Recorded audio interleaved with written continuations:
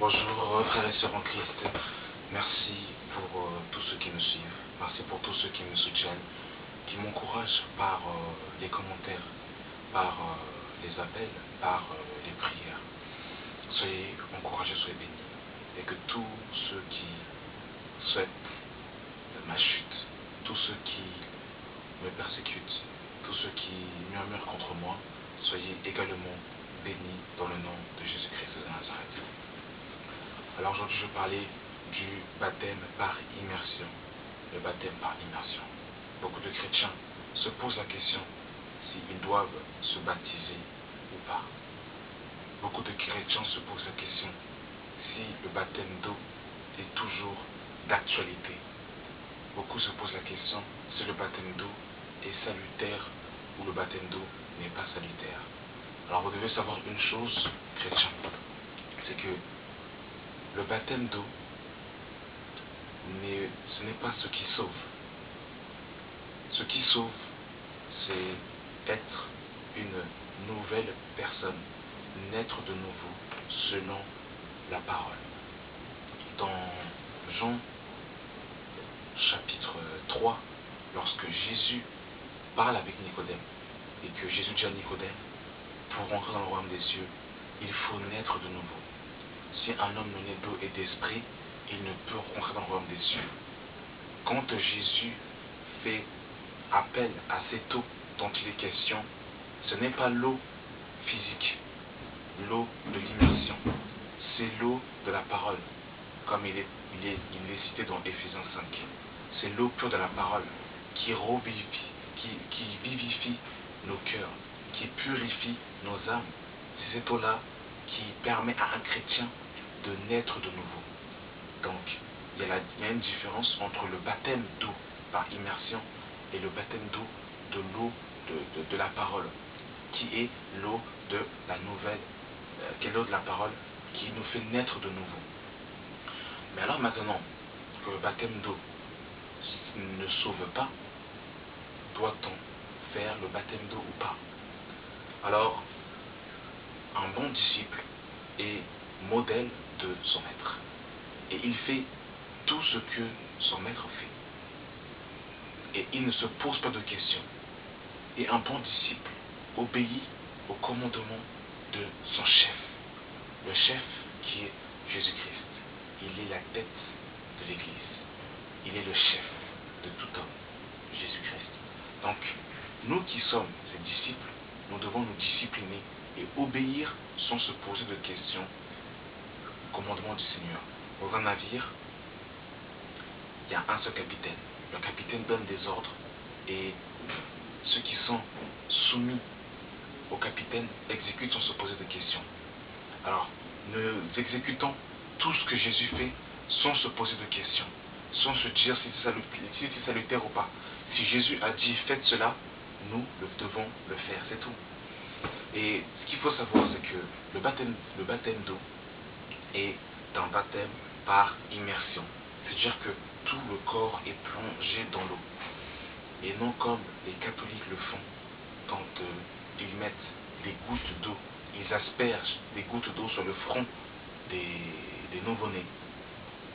On appelle ça le baptême par aspersion et non par immersion.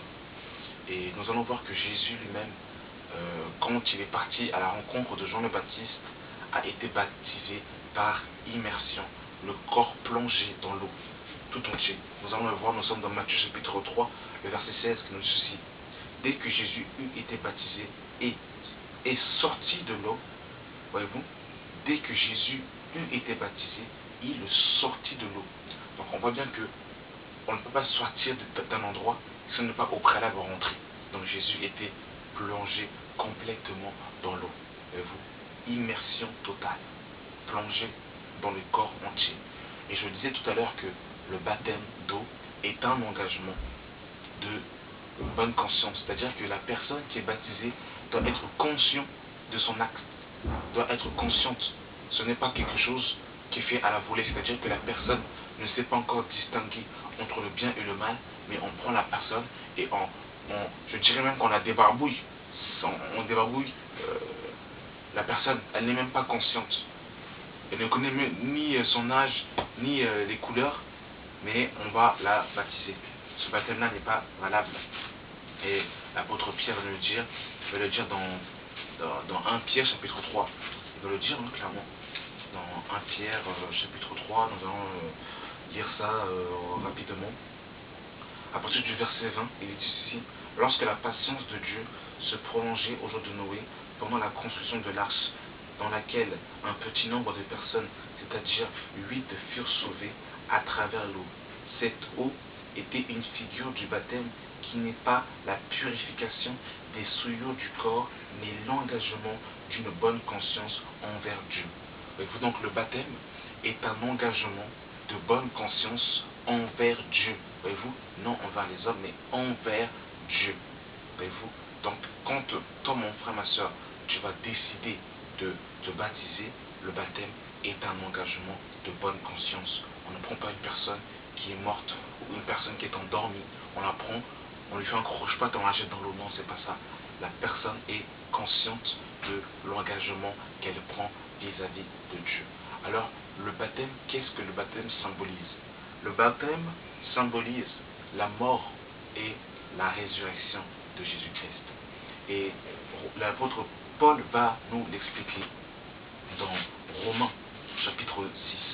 Il nous l'explique bien cela.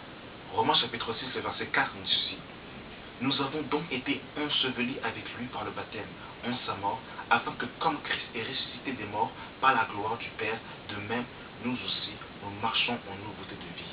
Donc le baptême est un symbole, symbolise en fait la mort et la résurrection de Christ.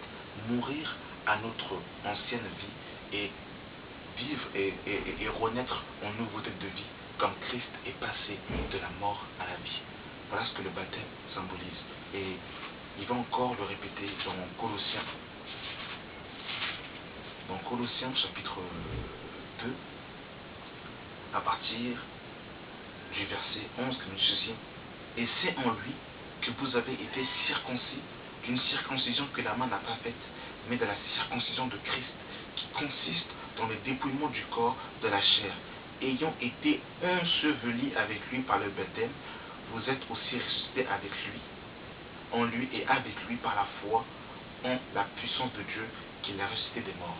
Donc le baptême d'eau par immersion symbolise la mort et la résurrection de Christ, c'est-à-dire mourir et ressusciter avec Christ. Et nous allons voir là où Jésus lui-même donne cette recommandation, c'est ce commandement. Nous sommes dans Matthieu chapitre 28. Dans Matthieu chapitre 28, Jésus va donner ce précepte, ce commandement à ses apôtres. Matthieu chapitre 28, à partir du verset 19, il dit: allez, faites de toutes les nations des disciples, les baptisant au nom du Père, du Fils et du Saint-Esprit. Donc nous voyons ici que Jésus donne un commandement à ses apôtres d'aller baptiser au nom du Père, du Fils et du Saint-Esprit. Et remarquez que aller baptiser, faites de toutes les nations des disciples, les baptisant au nom du Père et du Saint-Esprit, que c'est au singulier. Au nom est au singulier et n'est pas au pluriel. Père, Fils, Saint-Esprit, ici Jésus l'associe à une unité. Voyez-vous, c'est au singulier et non au pluriel. Voyez-vous, il n'y a pas de S à non, il n'y a pas de X à O. Voyez-vous, c'est au singulier. Et les apôtres ont obéi à ce commandement. Et pourquoi est-ce que je disais que Père, Fils, Saint-Esprit, c'est une unité? Parce qu'en fait, Père, Fils, Saint-Esprit ne portent qu'un seul nom. Et lorsque vous lisez les actes des apôtres, vous allez vous apercevoir que tous les apôtres, sans exception, ont tous baptisé au nom de Jésus et non pas baptisé au nom du Père, Fils, Saint-Esprit. Parce que Père n'est pas un nom, Fils n'est pas un nom, Saint-Esprit n'est pas un nom, mais Père, Fils, Saint-Esprit portent un seul nom, et ce nom, c'est Jésus-Christ. Et nous allons le voir, nous rentrons dans Actes chapitre 2, le verset 38, qui nous dit ceci: Pierre leur dit: repentez-vous et que chacun de vous soit baptisé au nom de Jésus-Christ pour le pardon de vos péchés, et vous recevrez le don du Saint-Esprit. Voyez-vous? Donc ici, l'apôtre Pierre est clair. Il a obéi au commandement du Seigneur. Nous sommes dans Acte 2, le verset 38. Et il y a eu l'effusion du Saint-Esprit. À partir du verset 5, si on commence, on va s'apercevoir qu'ils vont recevoir pleinement le Saint-Esprit dans la chambre haute. Donc lorsque Pierre fait cette déclaration en baptisant au nom du Seigneur Jésus, l'apôtre Paul a la révélation complète du Père et Saint-Esprit, en fait, qui est un nom, qui est une unité complète, qui ne porte qu'un seul nom, le nom de Jésus. Donc, Père, Fils, Saint-Esprit, en fait, c'est baptisé au nom de Jésus. Alors, maintenant, pour ceux qui veulent poser la question, les apôtres ont baptisé au nom de Jésus. Et Jésus dit de baptiser au nom du Père, Fils, Saint-Esprit. Alors, on doit baptiser au nom de quoi? Alors, Éphésiens chapitre 2, le verset 20 nous dit: vous avez été édifiés sur le fondement des apôtres et des prophètes, Jésus-Christ étant lui-même la pierre angulaire. Donc, les apôtres sont nos aînés dans la foi. L'Église, c'est le modèle en fait pour savoir en fait pour que nous puissions faire, comment dire, les apôtres en fait sont le modèle par excellence de l'Église primitive. Donc nous devons nous inspirer de leur manière, comment est-ce qu'ils ont agi, pour pouvoir le reproduire aujourd'hui dans nos assemblées. Donc nous baptisons au nom du Seigneur Jésus-Christ, comme les apôtres l'ont baptisé. Maintenant, pour ceux qui sont baptisés au nom du Père, Fils, Saint-Esprit, est-ce que leur baptême est annulé pour autant? Non, je ne dirais pas ça. C'est juste peut-être un manque de révélation. Mais le baptême doit s'effectuer au nom de Jésus. Pour ceux qui sont baptisés au nom du Père, Fils, Saint-Esprit, je ne m'avancerai pas de dire que leur baptême est faux et qui n'est pas valable. Et nous allons encore voir que les apôtres ont encore baptisé au nom de Jésus. Nous sommes dans Actes chapitre 8, le verset 36, qui nous dit ceci: comme ils continuent leur chemin, ils rencontrèrent de l'eau. L'eunuque dit: voici de l'eau. Qu'est-ce qui m'empêche que je ne sois baptisé? Philippe lui dit: si tu crois de tout ton cœur, cela est possible. L'eunuque répondit: je crois que Jésus-Christ est le Fils de Dieu. Il fit arrêter le char. Philippe et l'eunuque descendirent tous deux dans l'eau.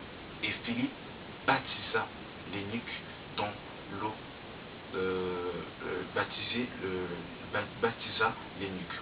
Quand il fut sorti de l'eau, l'Esprit du Seigneur enleva Philippe, et l'eunuque éthiopien ne le vit plus. Donc l'eunuque éthiopien a été baptisé par Philippe. Il était sur son char et il lisait le livre d'Ésaïe qui parlait de Jésus, mais il ne savait pas de qui il parlait. Philippe lui a fait comprendre de qui ces écritures s'adressaient. Et quand son cœur a été touché, il a demandé à recevoir le baptême. Et il a été baptisé. Et l'apôtre Pierre va nous dire dans Actes chapitre 10, le verset 47, il nous dira: alors Pierre dit: peut-on refuser l'eau du baptême à ceux qui ont reçu le Saint-Esprit aussi bien que nous? Il ordonna qu'ils fussent baptisés au nom du Seigneur, sur quoi ils le prièrent de rester quelques jours auprès d'eux. Donc voyez-vous, ces personnes avaient reçu le Saint-Esprit, mais ils n'étaient pas encore baptisés d'eau. Et ici l'apôtre Pierre va dire: alors Pierre dit: peut-on refuser l'eau du baptême à ceux qui ont reçu le Saint-Esprit aussi bien que nous? Et il ordonna qu'ils fussent baptisés au nom du Seigneur. Donc voyez-vous, ils ont été baptisés, ensevelis dans l'eau qui représente la mort et la résurrection de Christ au nom de Jésus, bien qu'ils avaient reçu le Saint-Esprit. Donc voilà, donc le baptême d'eau est un engagement de bonne conscience envers Dieu. Le baptême d'eau représente la mort et la résurrection en Christ. Et le baptême d'eau est une recommandation du Seigneur faite dans Matthieu chapitre 28, le verset 19. Et les apôtres qui étaient remplis du Saint-Esprit ne se sont pas posé la question, mais ils ont tout simplement exécuté l'ordre et les commandements de Jésus. Maintenant, si une personne est dans un endroit et qu'elle reçoit le Seigneur, qu'il n'y a pas d'eau, ou voilà, il n'y a pas exemple, une personne est sur son lit d'hôpital, une personne est à l'agonie, une personne est en train de mourir, si cette personne donne sa vie au Seigneur, s'il n'y a pas d'eau, elle est sauvée. Mais si tu as la possibilité de pouvoir te faire baptiser, si tu es en bonne santé, alors soumets-toi à la volonté du Seigneur et passe par les eaux du baptême pour se soumettre au commandement du Seigneur, tout simplement. Voilà. Merci Seigneur pour cette vidéo et j'espère que cette vidéo aidera beaucoup. Que Dieu vous bénisse au nom de Jésus-Christ. Amen.